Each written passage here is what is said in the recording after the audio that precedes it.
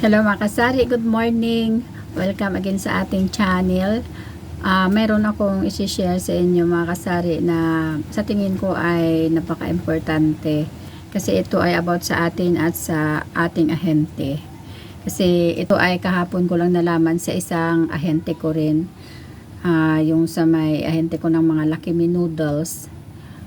At nag-usap kami kahapon dahil yung ahente ng Rebisco ay hindi na nakabalik dito sa akin. So siyempre ako nagtanong-tanong kasi sila ay may samahan din ng mga ahente, magkakaibigan din yan sila. Kaya nagtanong ako sa kanya kung bakit isang buwan na hindi nakapunta dito ang ahente ng Rebisco at mayroon pa naman siyang hiram sa akin na 100 pesos. So doon ko na nalaman na may mga modos din pala ang ahente. Kasi ito mga kasari, i-share ko sa inyo sa mga nakaraang buwan, linggo-linggo nandito yan ang ahente ng Rebisco, nagpapabook.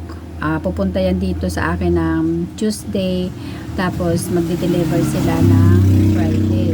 So ngayon parang naging close na kami kasi ano din siya approachable, tapos nagbibigay din siya ng mga tips sa mga order.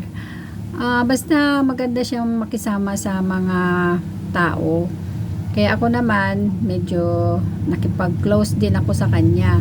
So ngayon mga kasari, one time nagsabi siya sa akin na, "Madam, baka pwede ako makahiram ng 100 pesos kasi nakalimutan ko yung baon ko, pangkain ko lang." Kasi nagmumotor lang yan siya, galing pa siya ng Aklan. So siyempre malayo.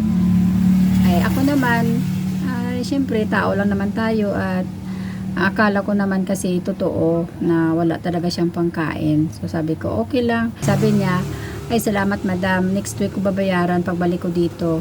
So siyempre ako naman kampante, tiwala, kasi nga matagal na rin kaming magkakilala na halos linggo-linggo nandito siya nagpapabooking. Pagkasunod na linggo hindi siya dumating, so walang order. Pagkasunod na linggo, the other week again, nagpunta siya. Sabi niya sa akin, "Madam, baka pwedeng sa sahod ko na lang yung hiram ko, gipit talaga ako sabi ko naman, okay, maghintay lang naman ako. After nun, parang paiba-iba na yung takbo ng pagpunta niya dito. Minsan 2 linggo hindi siya makapunta, 1 linggo, tapos pag napupunta siya, yun lang palagi ang katwiran niya, naalanganin siya sa budget. So ngayon mga kasari, medyo nagtaka na ako kasi after ng before Christmas hindi na siya nagpunta. So wala na nga ako mga stocks ng mga biskwit na Rebisco. Ay ako naman minsan nag-iisip din ako na mamili sa bayan, kaya lang naisip ko na baka biglang dumating. So siyempre diba mas mura sa kanila na bumibili ako pa isa-isang balot ganon para hindi lang ako mawala ng mga biskwit dito. At hanggang ngayon mga kasari hindi siya dumating. Christmas pa hindi na siya nakapunta dito. So ngayon kahapon dumating dito ang ahente ng SYL na nagpapabook din ng mga paninda, yung mga Lucky Me. Dati yan pumupunta sila, bibili ka, pero ngayon nagpapabooking na sila, na kahapon siya nagpabook tapos ngayon ang delivery. Nagkwento-kwento kami about sa mga ahente nga kasi nga diba walang dito sa amin ngayon, walang Sunrocks, talagang hahanapan ng Sunrocks. Kung gusto mo magtinda, mag-order ka sa Shopee, super mahal naman dahil wala ngang ahente ang Sunrocks dito sa amin. At napag-usapan namin yung Rebisco. Sabi ko, bakit kaya hindi na napunta dito ang Rebisco? Sabi niya, bakit? Sabi ko, before Christmas hindi na siya napunta hanggang ngayon, at nung mga nakaraang buwan parang every 2 weeks na lang siya nagpupunta. Sabi ko, mahiram pa naman yun sa akin na 100 pesos. Sabi niya, yung doon sa kabila at okay daw. Sabi ko, ano? Yung sa kabilang tindahan daw ay 2,000 yung hiniram niya. Kaya, 'di ba? mga kasari. Kaya gusto kong i-share sa inyo kasi baka ma-experience nyo din ang ganong klaseng pangyayari. Mabuti sa akin at 100 pesos lang kasi kung hihiram naman siya ng mga 500 or mas malaki, hindi ko naman pahihiramin kasi hindi ko siya kilala at napupunta lang dito, magpa-booking, wala naman kaming contact sa kanya, 'di ba? Pero sa 100 pesos talagang nagbigay ako dahil naawa ako kasi ang sabi nga niya wala siyang pangkain.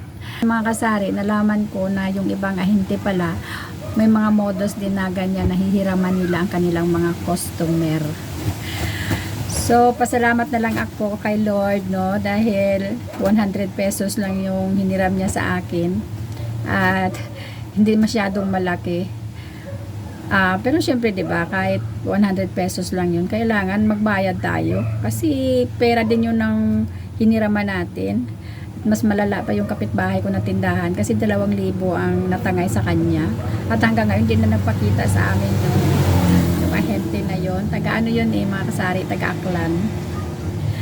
So yun lang mga kasari ang share ko sa inyo, na sana aware din tayo sa mga ganyan kasi minsan kasi sa sobrang kabaitan natin ay medyo maluloko tayo, lalo na pagdating sa pagkain. Ako kasi pagdating sa pagkain, naman kasi naawa kaagad ako sa mga ganyang pakiusap kasi nga pagkain yun, ayaw naman natin na magutom yung ating kapwa, 'di ba? Kailangan mapagbigay din tayo, pero minsan sa sobrang mapagbigay natin ay naluloko din tayo kasi 'di ba may kasabihan na walang manluloko kung walang nagpapaloko.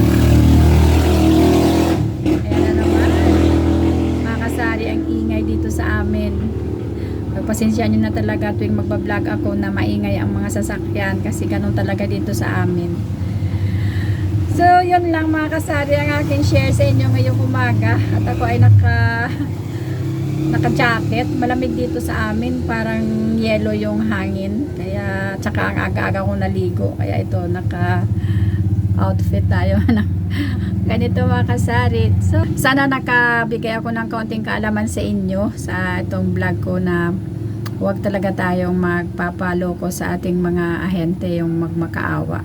Ngayon medyo bigyan na tayo ng lesson sa mga ganyan na huwag palaging gamitin ang puso kasi sa akin 100 pesos lang yun, kikitain ko rin yun sandali lang kikitain yun, pero yung tinatawag na naloko tayo, 'di ba?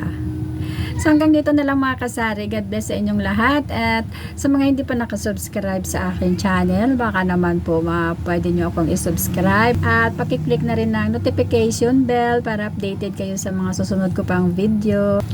God bless sa ating lahat. Bye!